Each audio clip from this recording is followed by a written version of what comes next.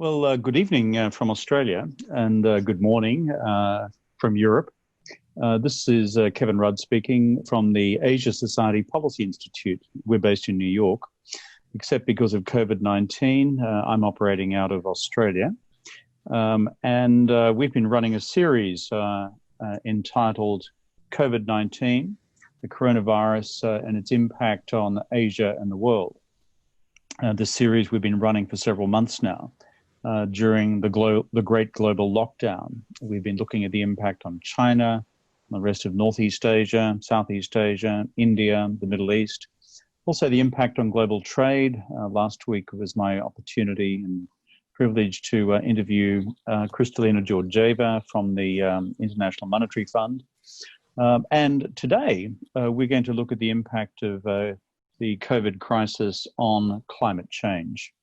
And specifically, the challenge that we're seeking to address is as follows. Given the enormous disruption to the global economy, given the fact that major economies and others are going to seek to inject various levels of stimulus, and many have already done so, to bring about an economic recovery during the second half of this year and into 2021, can we as an international community take combined action and individual national action to make sure that the recovery is a green recovery? That is, one that is compatible with climate change action of the type that we as an international community agreed upon in the Paris Treaty of 2015. The bottom line is, if you look at the impact of the COVID-19 crisis, we have seen, according to the International Monetary Fund, a major contraction in global economic activity. The major economies slowing down almost to a halt in the case of China. China's projected growth for 2020 has been marked down to 1.2%. I'm skeptical about that. I think it's more likely to be net zero, that is, zero growth for 2020. The projections for the OECD economies are decisively negative, and for the global economy at large, a contraction of -3. When you translate that into greenhouse gas emissions, of course, this means an overall projected reduction in global greenhouse gas emissions for 2020 of something in the order of 10%. At one level, people who, like myself and others who supported for a long period of time global climate change action would welcome this as a significant contribution to the challenge that we face for the future.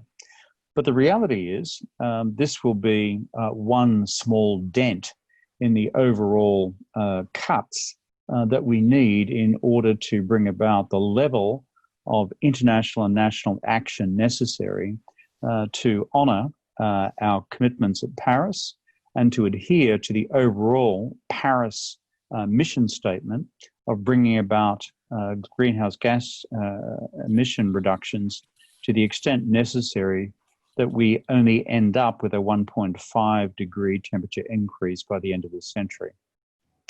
And so the subject that we face is what can we do in terms of the engineering of the current planning for a global economic recovery and national economic recovery to keep greenhouse gas emissions low and to make a step change, if that's possible, in our existing or pre-existing national plans to honour our Paris commitments, but in particular, our next round of Paris commitments, which now fall due.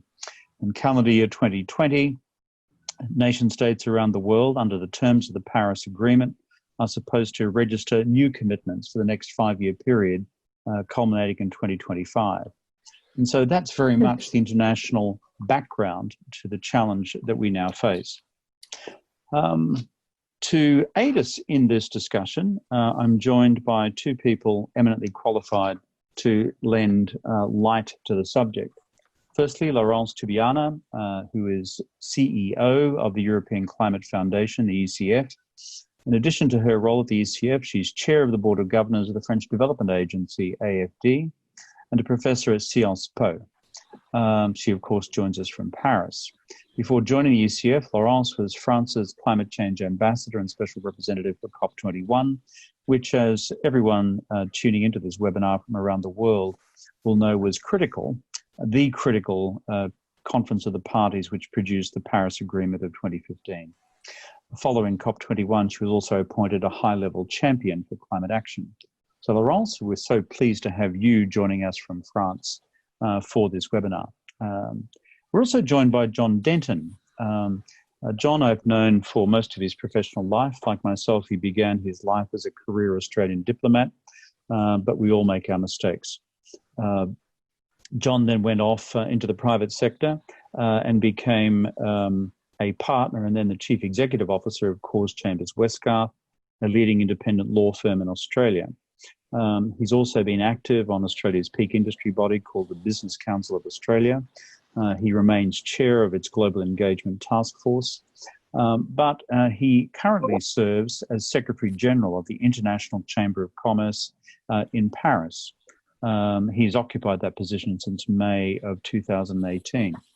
And of course, the ICC, together with other peak industry bodies around the world, has sought to join the campaign for global action in support of the Paris commitments by nation states, but also the Paris Agreement's clarion call, not just to governments, but to corporations around the world and non-government organizations to participate in a global campaign to bring global greenhouse gas reductions down and to produce a renewable energy future for us all and a sustainable planet for us all. Now, our run of program for today's webinar is very simple. I'm going to ask Laurence to speak to us for 5 or 10 minutes about where she sees the current global state of play. I could think of no one better to do so, given her integral involvement in the negotiation of the Paris Agreement of 2015. I'm sure Laurence will address the question of where we now stand in terms of the adequacy of existing nationally determined commitments, NDCs, for the future, where we stand also in terms of the importance of 2020 being used to renew commitments for the next 5-year period, remembering that Paris laid out a 15-year time horizon from the date of its inauguration in 2015 through the conclusion of our first 5-year period this year, the second 5-year period to 2025, and then the third through to 2030. And of course, all that, Laurence, occurs against a background of a growing international momentum for nation states to move towards net zero by 2050. I noticed the government of Spain, for example, recently indicated that it would be doing just precisely that. So Laurence, welcome very much to our webinar. Thank you for spending time with us. You're an international authority on climate change action. Thank you for the work that you put into this agenda yourself personally in the Paris negotiations. And the floor is yours. Thank you very much, Kevin, for this wonderful opportunity, not only to exchange with John and you, but also to, in a way, reach out to a public that is interested. And I commend your efforts through your ASIA webinars to really open the floor to this very important discussion. As you said, Kevin, very rightly, 2020, and we were all preparing for that, was meant to be the year in which we build momentum to raise our climate targets ahead of COP26. Why is 2020? Because by 2015, when we prepared the negotiation and the agreement in Paris, we knew that because it was the first time countries were preparing climate plan, all countries, not only the developed countries, that all countries has to present a vision of their emissions that will not fit with the global goals we put inside the Paris Agreement, which is what you refer to, which is really maintaining the temperature well below 2 degrees C, and with really an objective of which only 1.5 degrees C compared to pre-industrial global temperature. So this means that we knew that, so we put the date of 2020, which is now the first year of the implementation of Paris Agreement, as a moment where 5 years after, countries would have a look at their numbers, think through, technology would have evolved, and they have, by the way, and then we could have commitments, firm commitments, who were more in line with the global goals. So that's why 2020 was a very important year. And then, of course, we had this ratcheting mechanism, again, because Paris is really a learning process where countries can do better because they learn to do better, because they see all actors going in the same direction, not only, of course, the government, but of course, the businesses, economic actors, financial actors, as well as local authorities. So it's a whole encompassing framework, which is we try to build in Paris. So, and we know we are not on track, as you mentioned. One, because a number of countries still don't do the efforts necessary even to fit with the modest contribution they proposed in 2015. And because we have to drop rapidly the emission if we want to be on track for 1.5 or even for well below 2 degrees C as well, we by 2030, we should not be much above 25 gigaton of greenhouse emissions. But today we are at 60, we are on track.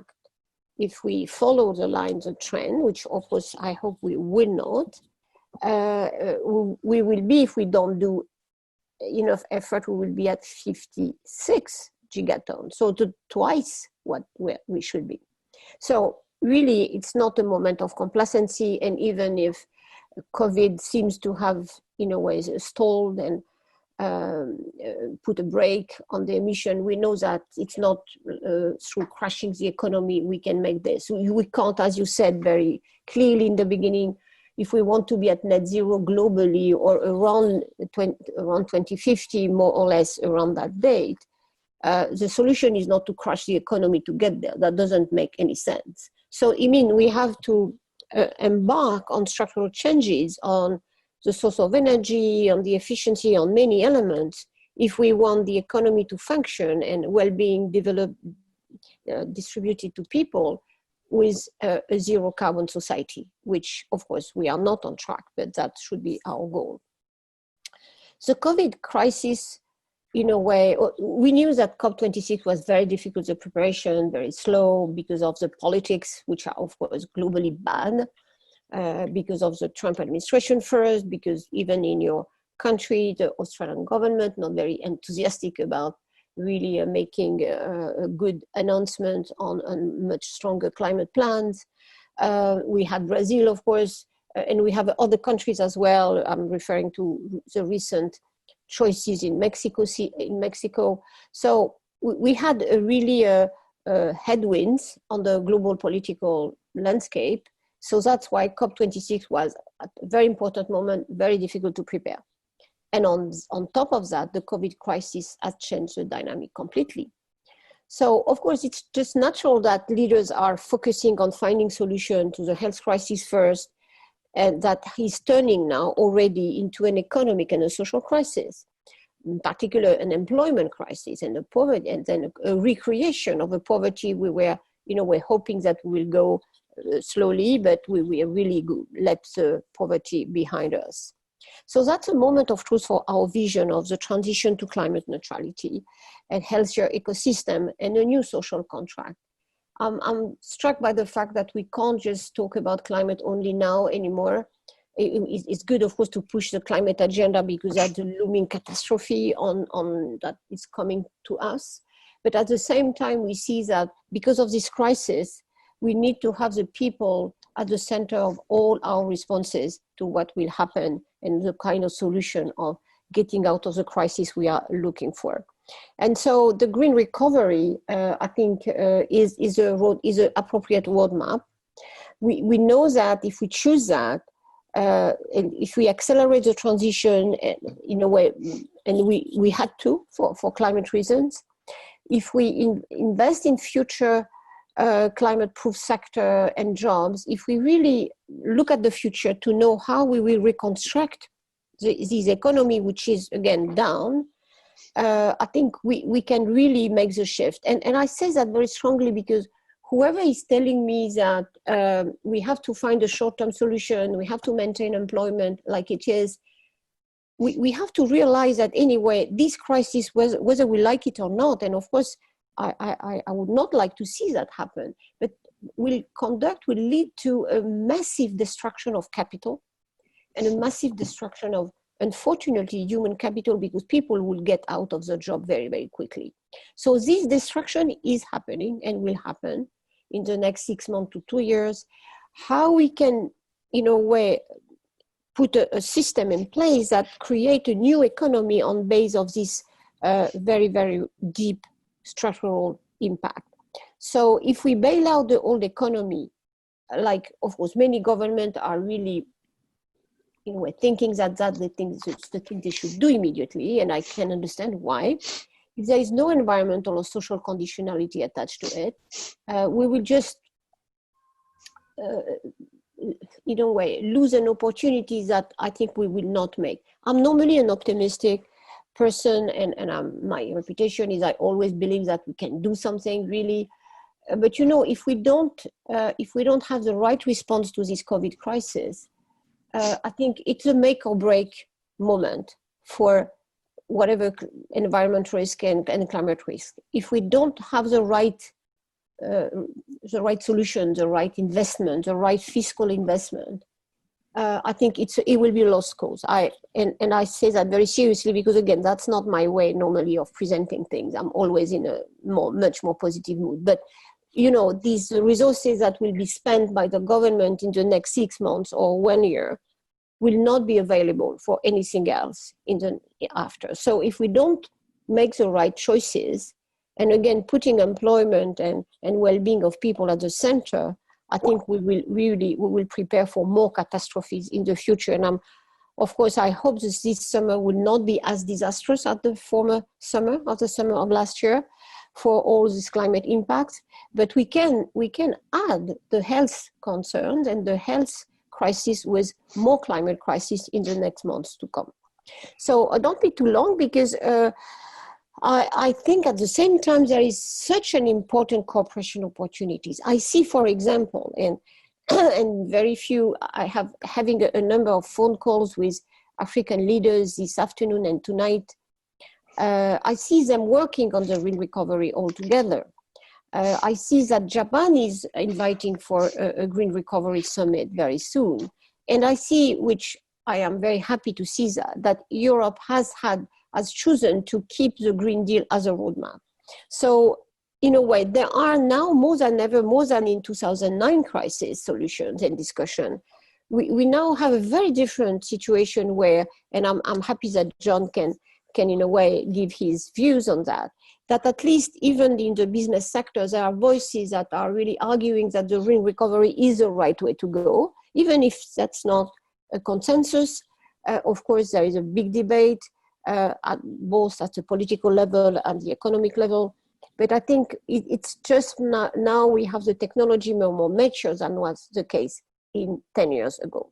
So there are a number of very important milestones I would want to reach, and happy to have this opportunity with you, and particularly Kevin, you are of course so much interested in the region, and really I know that many Asian leaders listen to you.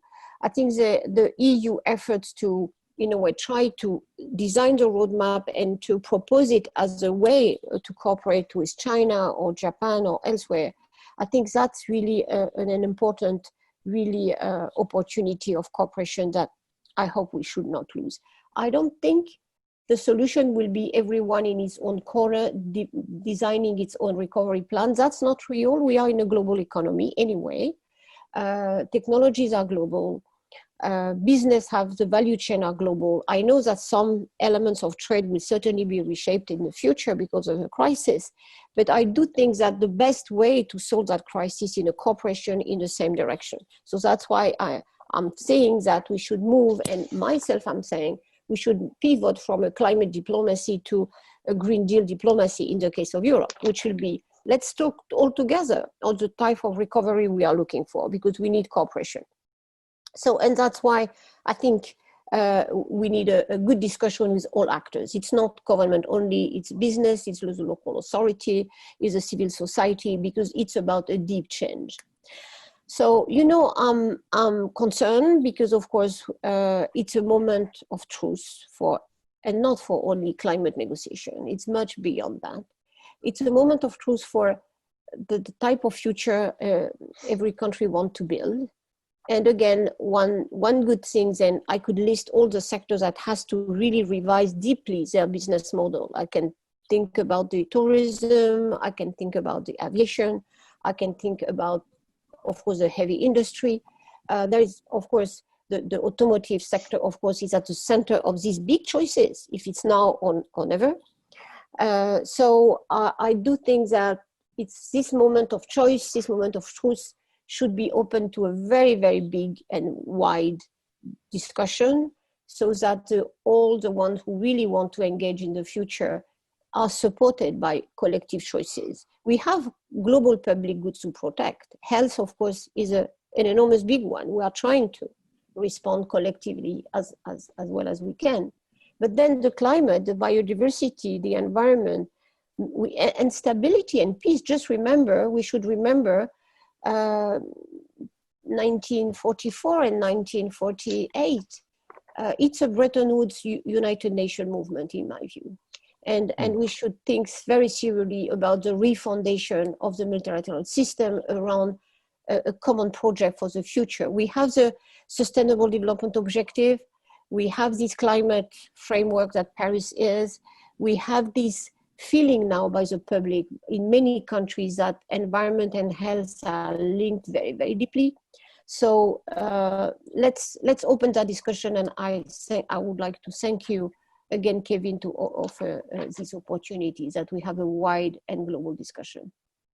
Good, thank you very much, Laurence. We'll come back to some of the themes that you just raised, particularly in terms of countries where you see some grounds for optimism in terms of seizing the opportunity to engineer a green recovery. And secondly, looking at that in, I think, two respects. One is the sheer quantum of fiscal stimulus, which is currently being directed to global economic recovery. Looking at the numbers just the other day, it's something like $9 trillion US, which is about 13% of global GDP. And as you correctly said before, this will not come back again. It is being done now, and the question is, how is it deployed now? And then secondly, it's let's call it long-term industry adjustment, structural adjustment in industries which now have been profoundly COVID challenged, and how can they be re-engineered in a manner which is not as carbon intensive as they were before. But we'll come back to those. John Denton, you've been in Paris now for a couple of years as Secretary General of the International Chamber of Commerce. John, I'd really appreciate your thoughts and reflections on the role of business. You, as a international chamber, represent, and you can give us the numbers in a minute, umpteen thousand national and municipal and provincial chambers around the world. Can you give us a reflection on their sentiment at present in terms of the immediate existential question of survival, that is economic survival? Secondly, where does your chamber's historical, or shall I say, doctrinal position on climate change action now stand, given that these businesses are very much at the coalface, pardon the pun, of survival on the one hand and being economically responsible and being environmentally responsible on the other in terms of their climate obligations? Over to you, John. Thanks very much, Kevin, and it's great to be with you guys. I was a part of the Asia Society of Australia on the board for a while. And Laurence, always good to see you. And Laurence has participated with us at ICC on a number of discussions we've been having about Paris implementation process, some of the challenges that we see. Very clear. So the International Chamber of Commerce was founded 100 years ago. We are actually the institutional voice of 45 million businesses, Kevin. So it's an interesting number. We were founded on the principle that our job is to enable business worldwide to secure peace, prosperity, and opportunity for all. We're a unique institution and that we're purpose-led. But importantly, we represent the North and the South. So when you look at it, we're not just big business, we're also small, medium businesses, we're also micro businesses. We're not in one sector, we're in multiple sectors. We're not in one continent, we're in all continents. We bring the voice of the emerging economies into the global business debate and global economic debate, and the voice of developed economies as well. So, our range of interests are broad, because our whole purpose is about enabling business, because we genuinely believe that business empowered can do good things and can actually help with peace, prosperity, and opportunity for all. Now, we celebrated our centenary last year, and I think, in fact, Laurent Fabius spoke at our centenary last year. And one reason he did was because he saw the role of the International Chamber of Commerce as critical, I think, Laurence, during the Paris Agreement, because we crowded in the private sector to participate in that discussion. The reason we did that is that we are of the view, and the companies that comprise us, the view that stake in the future is ensuring we have a livable planet, frankly, upon which we can live, but also trade and build businesses. We made a commitment last year that we would not only support Paris, but we would be explicit in supporting science-based targets. We have an explicit commitment of the International Chamber of Commerce to 1.5 and net zero. And one of the challenges that was thrown out to us last year was, okay, so you speak on behalf of big business, you guys are just virtue signaling, small businesses aren't interested. Well, I took up that challenge, and we convene all the chambers of commerce globally in what's called the World Chambers Congress. And last year we held it in Rio de Janeiro. And I said to the chambers, this is the challenge. Are you prepared to sign up to a coalition of action on climate change, which will commit you to 1.5 and net zero? We have just on 2,000 chambers representing 10 to 12 million businesses. These are SMEs, micro SMEs signed up for that. The challenge is to translate the commitment to action on climate change into reality. And so we've been building tools to do so. And then, of course, COVID hits. Now, it's fair to say that this is an existential crisis. And it's also, I was listening to Laurence before, it's actually really important to understand the way in which business is responding to the COVID crisis. It's also really important to understand that the COVID-19 crisis, pandemic, is not just pernicious in its impact upon individuals and citizens. It's also incredibly unkind in that it's asynchronous. I mean, at the same time as we're talking about opening up in Europe, we're talking about not closing down if we can help it in the pan-Arab world. Or last week I was speaking to 35 different, the chambers of commerce and the national committees of the ICC in 35 different African economies. Their issue is actually not closing down.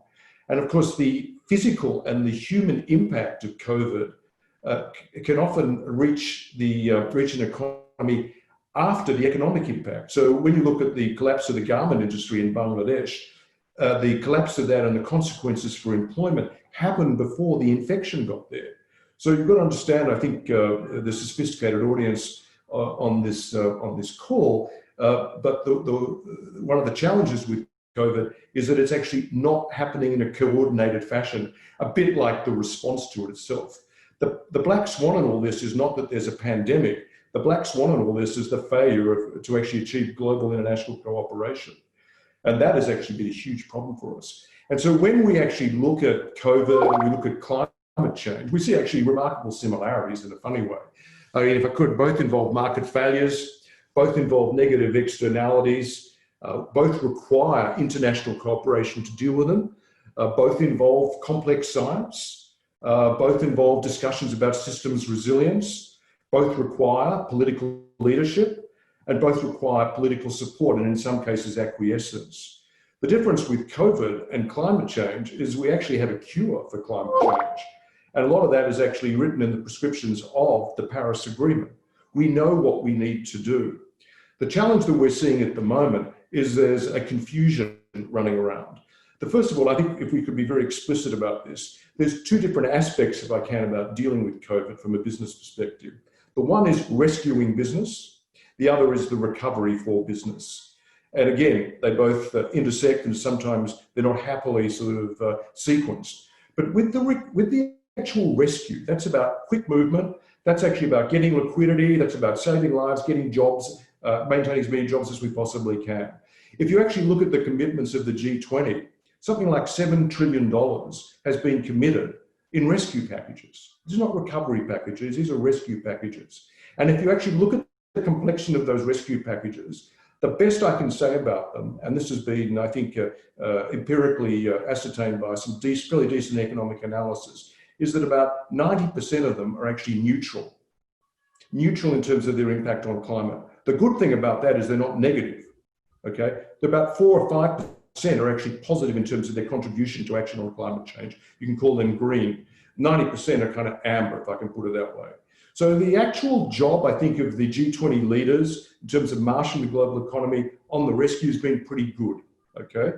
The challenge now, and I think Laurence put it very well, there's a choice for us. The rescue is about saving lives now. The recovery is about saving the next generation's lives and livelihoods for the next generation. So it's about action on climate change. So there are choices we can now make when we think through the recovery. There are choices we can now make. And the challenge for policymakers and for politicians then, and for international cooperation, is to make choices in the context of delivery against the obligations everyone signed up to under Paris. And there are clear policy prescriptions that can take us closer there than those that can take us away from there. Kevin, I read an op-ed you wrote in the South China Morning Post on China. China has choices. China, in the 08-09 crisis, decided to, I think, reserve about a third of their stimulus package for, I suppose, climate-related activity and investment. At the moment, we're yet to see what the full extent of their recovery package will be. And we're yet to see the full nature of the recovery packages that will be unveiled by economists. But what we're urging, this is the business community, is you can do both. You can, having rescued businesses, and obviously let's be really frank about this, one of the challenges is that a number of businesses will not recover from the crisis that we're in. But having done the best they can, it's how do you set about a pathway that can have the higher probability of ensuring long-term sustainability of businesses, which is where our commitment to action on climate change comes in. We have not gone to sleep on that. What we want to do now is ensure and encourage policy leaders and politicians to actually make the better choices about the kind of stimulus packages which will be unveiled in order to support the recovery. We are not under any illusion, I think, as Laurence articulated, that simply because there's been a net decline in GHG during the course of this year, that somehow that's going to be enough. That's a trend. If you look at the history of the GFC, there was also a net decline because of changes in the way in which people invested and did their business. But that kicked back in quite quickly afterwards. There was pent-up demand. Here, there are some differences, because there are actually some uncertainties still that will prevail. A number of individual citizens and businesses have actually changed their behaviours in the context of COVID.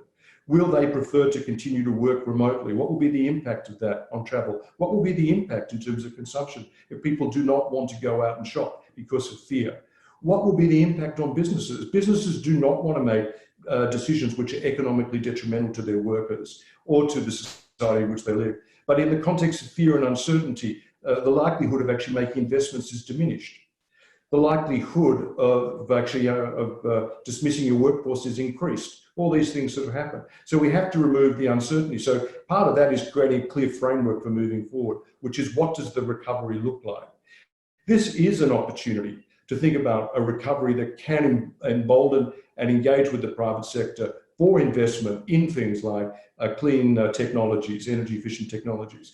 Unless we use the funds that will be available in those sort of terms, there is no way known private sector is going to make the necessary investments without these supporting political frameworks. So we need to ensure that there's a suite of policy responses which are relevant not just to the global economy, but to the regional economies in which you operate and to the specific economy in which you operate, which you function as well. And business is actually there to support that and support the better choices to be made. But it does have to be put into a long-term, I think, recovery strategy, which is why it's so important to be making and considering these better choices at this point in time. Why would we continue to invest in sectors that will have a negative impact on climate change when we can also have shovel-ready projects which actually have a positive impact on climate? You know, there is fair to say that investment in renewable energy actually increases employment because it does actually take up new opportunities for people. And then down the track, as it comes online, it requires less, which means that those employees can be freed up to be used in more productive areas. Why wouldn't we be investing in research and development, which is actually supporting energy efficiency? Why wouldn't we be investing in skills development to help people transition? Why wouldn't we be investing in ensuring that buildings are actually energy efficient and redesigned to operate effectively both at a public level and a private level? Why wouldn't we do it? These are all positive steps which would be seen in the top prism of any actions that needed to be taken to form a policy suite to support a recovery which will enable action on climate and actually help us on a trajectory towards lower energy pricing, a lower cost economy, and one in which the productivity which comes out of a climate-ready economy is actually available to us. So these are all sort of things we're seeing. We stand ready, willing, and able to participate in the COP process as it unfolds, and to encourage governments along the way. The International Chamber of Commerce, we act. We don't just talk about things. We've created our own private carbon council in the midst of all this. We've actually launched a campaign which is called Greening Up, which is all about supporting carbon offsets, because we actually are committed to action on climate. What we want to do is ensure that not only do we rescue our businesses, we also help them recover in the long term by supporting a suite of policy actions which will be supportive of our commitments under Paris.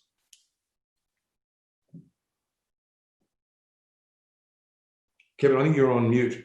Yeah, you're on mute, yeah. Mute. So I will look to those who are doing the logistics for our webinar to manage that. Let me ask a question of each of you before we start turning towards any incoming questions from those who are watching this webinar as we speak. Laurence, in terms of major action on global recovery packages, both yourself and John have referred, of course, to China, the world's largest emitter, historically the world's now second largest contributor to greenhouse gases in aggregate over time. Let me ask a question about your own views about the preparedness of the Chinese to engage in their own form of green recovery. You Europeans have a reasonably advanced dialogue with our Chinese friends in terms of climate change collaboration. There's an upcoming EU-China summit. Whether it's going to be physical or virtual in the second half of the year remains to be seen. But give me your sense of whether that's going to produce something tangible. John mentioned I've just written a piece myself on what China could do in these circumstances. And the second part of my question to you, Laurence, given we've partly got an Australian audience, you mentioned before about the need to sustain political momentum. The Guardian newspaper reports that the Australian government has just indicated that it will not be submitting a new target for 2025. It will be simply resubmitting its existing targets in 2020 for 2025. And that will also be dependent on the Australian government relying upon so-called Kyoto credits. So these are two different questions, but they do go to the whole heart of concerted global action. So your thoughts on China and any reflections you've got on this most recent statement of Australian government policy. Over to you. Thank you, Kevin. And of course, China is a key player in the in all this game, by the way China will redesign its economic model will have an enormous impact on not only on climate, but on global resources. Let's think about the massive imports of oil, of wood, of whatever, agricultural products. So the impact on China on the global sustainability is of course huge, with a combination of high economic growth, very, of course, wide population, plus, of course, a sophisticated economy now. So it's a key issue. Where do they stand? You are certainly more involved than I do, but with the discussion I had with some Chinese colleagues, I understand that, well, the Chinese government and the leadership has gone through phases. The first one was to understand that the crisis linked to COVID was primarily Chinese first, and that they have to find Chinese solution and respond to Chinese lower growth, and now probably maybe zero or negative.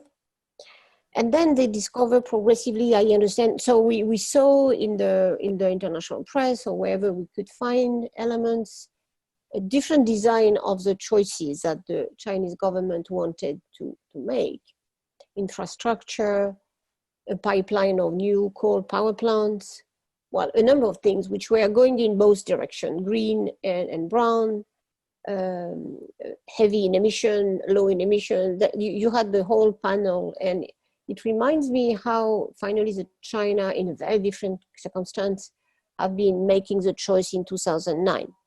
But this time, of course, it's much bigger impact on China itself. And I see the China discussion moving. We have heard in the plenum that the notion that GDP would not be, and of course, I would be interested if we share the understanding on what does it mean to abandon GDP as a benchmark, which I think is a very good move, by the way.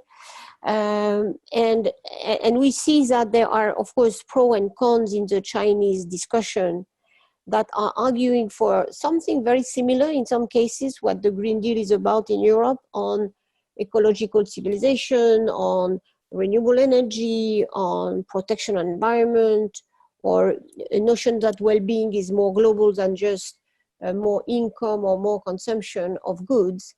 But on the other end, and of course green jobs, and on which in a way are heavily created in China. The green job dimension is really heavy. I don't know exactly the numbers now, but in previous plan, when we were discussing with Chinese colleagues their contribution for 2030, the number of jobs created by a green policy was huge. It was in many millions. So I think the discussion is not over. That's why, and I see different, again, signal about EVs, about, again, many other things. I do think now that I hope China will look at what is happening in Europe, where it was, I think, in the Financial Times yesterday or today, that now the investment in EU on electric vehicles is higher than it has been in China last year. So it means that the choices in Europe are shaping up. And still Europe is still the biggest market at world level, still, for not many years, maybe 10 years or 15 years, but for the moment, it is a very global, important market. So the choices that EU will make in a very friendly way, because it's just for not only the benefit of global emissions, because of course the EU emissions are still, of course, low compared to the global carbon budget. But of course, the trend in the demand, in the technology choices, in the investment, I think are friendly for climate, or will be very friendly for climate, in particular if EU revises its contribution to minus 55% by 2030, which I think will be consistent with Paris Agreement in this time, at least at the minimum. I think China should consider that it's a friendly pathway. And we have been discussing that, Kevin, several times together. If China considers that a safe pathway to growth and to development in the future, I think that we have there a wonderful opportunity to develop good relations. What I think Europe needs in front of this very, very strange US policies and politics. Europe needs, China needed, there is a common interest, which I think is very obvious. That's why, and I know the time is running, and I don't want to cut John on his comments as well, but I think it requires a joint effort, in my view. I'm confident that the preparation of the EU-China summit is starting again. We have maybe a meeting in June, at least at the Commission level, and of course Leipzig is shaping up, and the German government is really fully really invested in that. And now with Chancellor Merkel that really want to give the Green Deal, Green Recovery a very strong feature, which was not totally decided 2 months ago, but it's not now, that's here, that's there. So I think there is a good element, but I think, and that's why in a way, asking John what he thinks, it's not a government-only discussion. And you know that, John, all European companies are invested in China, most of the global ones. Most of them, at least at CEO level, of course, maybe it's a more positioning a statement than a reality, sees a green recovery as a way to go. The opposition, I was thinking about the automotive sector, you see the opposition inside, but you see a number of constructors that know that anyway, we are going to the electrification, there is no way out. So I think the business voices will be important, as well as the financial voices, just to say, look, there is no alternative in a way. Many times we said there is no alternative in the system like it was run until now, but I do think now there is no alternative in having really a future where this green future, putting again the people and the environment at the center of the new social contract, is a healthy development for business as well. So we need all the voices. We need the city voices, by the way, and I think it's very important that key cities, both in China and in Europe and elsewhere. So I don't want to be too long. And on Australia, look, I'm waiting for Australia coming back to reason on that. What does it mean to try to sort of use Kyoto trade? It's irrational, doesn't have any meaning politically, economically, again, just it means we don't do anything. You know, Australia is a big, sophisticated country. You have excellent scientists in Australia. You are one of the countries that will be more affected, is already more affected by climate change. So what I can say, just I don't get it. I don't understand what the Australian government, for, I don't know, communication reason, whatever reason, doesn't look at the reality. And look, Kevin, I know that G20 countries will meet very soon. The G20 countries will be the most affected by climate impacts because they have the biggest GDP. And when you look at Saudi Arabia, as well as Japan, as well as Indonesia, that will be countries where the climate catastrophe will hit them much more than what COVID is doing. So again, I don't know how to speak to reason to your government. I'm not probably in a good place to do it, but really this is just comedy. This Kyoto, if I may be undiplomatic now again, I think it's just a comedy. So I'll stop there, not to be right. John, I got a question from people watching the webinar, which goes directly to what Laurence just raised about the G20. You've been active in the B20 before. Give me a sense about whether we are likely to see green recovery central or marginal to the deliberations of the G20 this year, whether it's a virtual or physical meeting later this year. We know that Saudi is in the chair, presents its own particular challenges. And relatedly, I've also got questions, because you happen to share my nationality, about the Australian government's most curious recent statement that they don't intend to submit a renewed target for 2025, 2030. So they're simply going to resubmit their existing targets. So over to you, John. We've got about 11 minutes left. So if you could keep it down to a few minutes, I can boss him around, Laurence, because he's Australian. I would never do the same with a colleague from France. So, John, don't go on too long. Oh, well, thanks, but just a slight anecdote.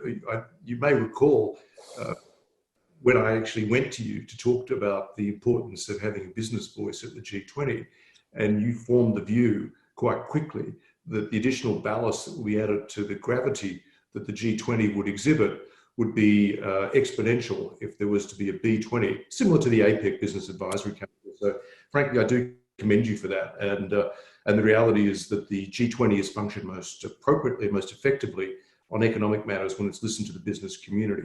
I think it's really important to understand, though, the nature of the G20, as you do only too well. It's a troika. And what I mean by that is it's the last year, it's the current year, and it's the next presidency.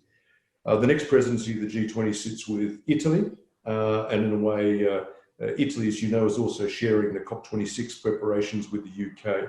And the UK next year not only has COP26, but also has the G7. So there's actually quite an interesting, I think, moment for focus on, I think, action to support a much more effective pathway towards the Paris targets. This year, and again, this year should be seen in the context of the 3 years. This year, I don't think a green recovery will be featuring in the language of the G20. That's not to say that actions in support of it will not be. And that's not to say that the business community is not arguing for it. The business community is being remarkably consistent, I think, both in the financing side and in the energy side and on the issue of the trade side as well, to do with action on climate and actually putting those views before the G20. The G20 will continue next year, and in that context, the B20 will, I think, continue to support the idea of a green recovery, but the language may be different in order to get the communiques through. You probably know that better than I do. But the actions in support of it, and even going to your question about the Australians, I don't fully understand what's being published in the newspaper. But the bit I did see, because I was actually very interested in the recovery, was a huge focus on investment in skills, which I actually think is a very positive step and is actually very supportive of action on climate change. That may not be the intent, but if we're going to skill people up to enable them to participate in the new economy is going to be created out of more efficient usages of energy, etc. So that's actually not a bad thing, I think, coming out of it. And again, as Laurence said, I think you would also articulate as well, it's not quite clear to me what's intended by the statement. Because last year I read that the Prime Minister had given a commitment to include and continue to consider action to meet the Paris Agreement as part of the policy mix of Australia. So I think it has to be understood in that context, I assume, unless the Energy Minister is taking a unilateral decision without the support of the Prime Minister. And all the actions I've seen from the Prime Minister to date, they may not use the language, but are actually supportive of action on climate. As I said, I was involved in Australia in launching a campaign called Green Up Australia.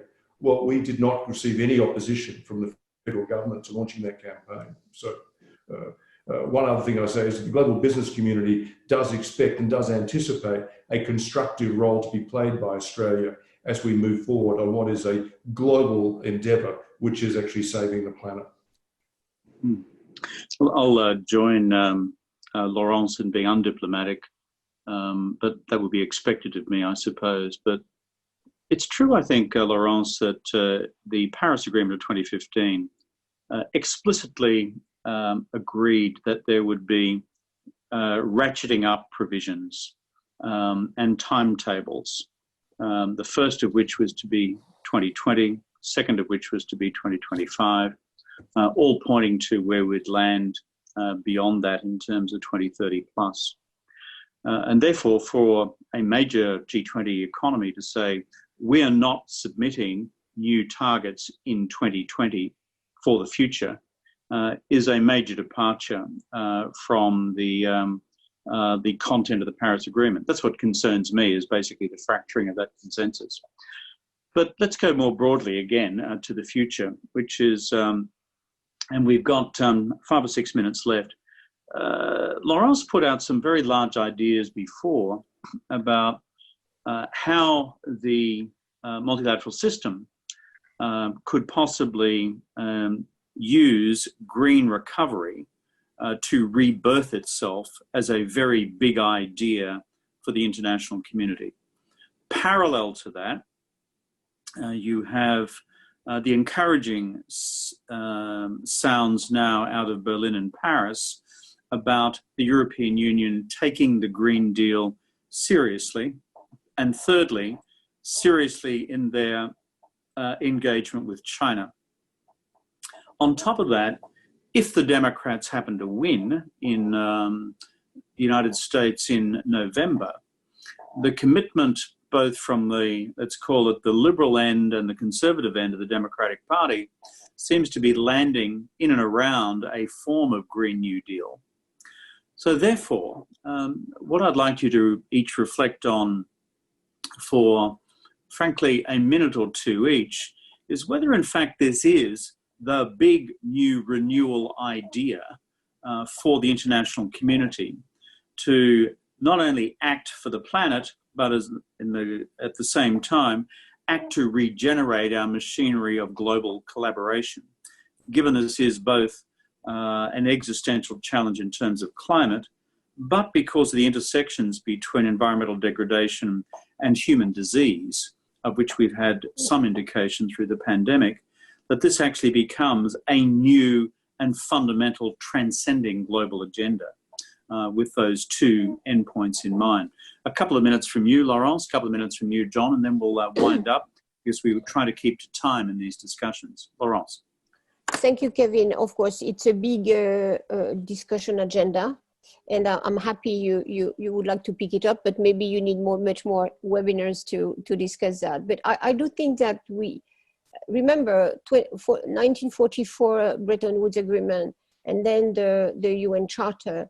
We had a peace and security and financial stability at the core. What are we looking for? Again, managing risk. The risks now are different.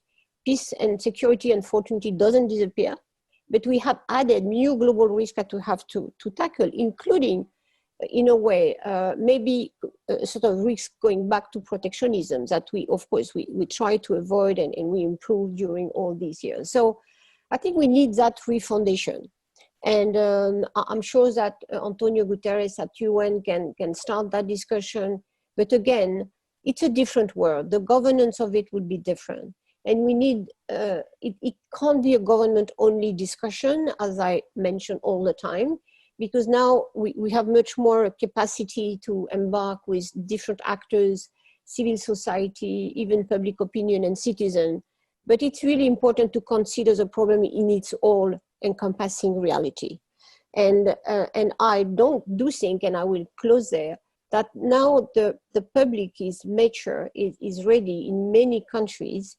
At least in many countries, the discussion is open on what is the next step people want. And I don't think it's more phones, it's more consumption only, it's as well a sense of equilibrium in the ways they see their relation with nature, their relation with risk. And I do think that, managing risk is about as well democracy and citizenship and open discussion and society. And I think we need to open that discussion between nations. Of course, they are there and they are very strong.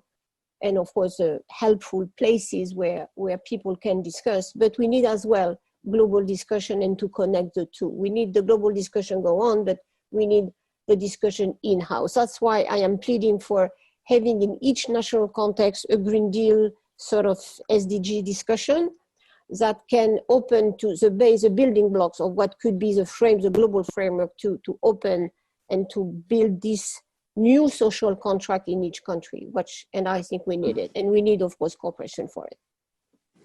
Well, France, of course, you're the origin of the original social contract, so we will look with interest to see how this develops. But a core idea that you put forward there, of course, has been debated within the academy for some decades now, which is how long do we remain harnessed to the GDP measure, given its intrinsic assumption that further compounding growth is in fact the only viable solution for mankind's future, or humankind's future, as opposed to a different form of measure which integrates the other arms of sustainability. That, I think, is an idea to be taken further. John, a couple of concluding thoughts from you in terms of, is there something which can, as it were, strike the balance between the natural interest of your members to financially survive the next 6 to 12 months and the vision splendid on the sunlit plains extended, to paraphrase the Australian poets, in terms of how we can actually galvanise a global Green New Deal? And you've got 2 minutes to reflect on those 2 points. Well, thanks very much. I mean, I'm picking up on what Laurence said and part of what you just said then, Kevin. And if you think about where citizens sit at the moment, there is a level of enhanced fear and a lack of trust.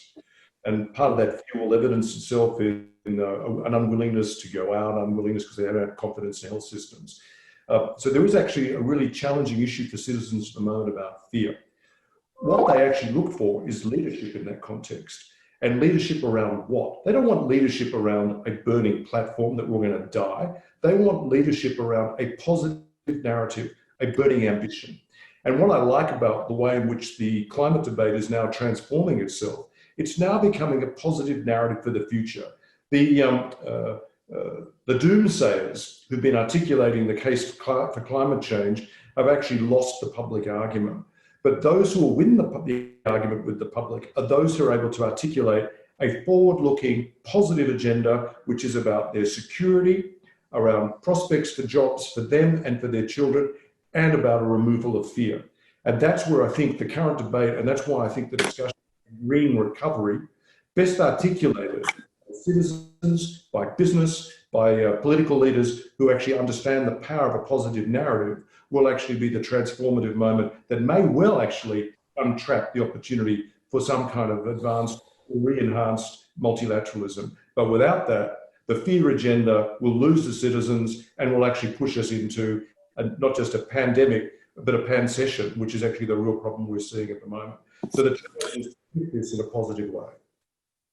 Well, thank you both for spending an hour with us today in Europe, this evening here in Australia, and other times in various parts of the world. It's been a useful discussion, a thematic about green deals, green new deals, and green recovery, as to what actually the slogans mean in reality. Does it mean how we engineer stimulus? Does it mean how we structurally adjust the industries who have all been torpedoed amidships by the COVID-19 pandemic? Or is it a fundamental re-engineering of energy and renewable energy, or all three of the above? The particular role of China, the particular role of European leadership, and whether we can use this to transform the machinery of global governance itself, which itself is under significant systemic challenge. And a few whacks on the way through for the Australian government, just for good measure. So, Laurence Tubiana, thank you for your contribution. Good luck with your work with the European Climate Foundation. We wish you well on your continued work, formally or informally, with the government of France into the future. And John, we expect all the energies of global capital that you represent to be harnessed for the global public good. And thank you for your contribution this evening as well. And to all of those who have participated in this webinar one way or the other through the questions which have come in, thank you. And this will be one of a continuing series hosted by the Asia Policy Institute, which is based in New York. Thank you, Laurence. Thank you, John. Thank you, everybody. Thanks, Kevin. Bye.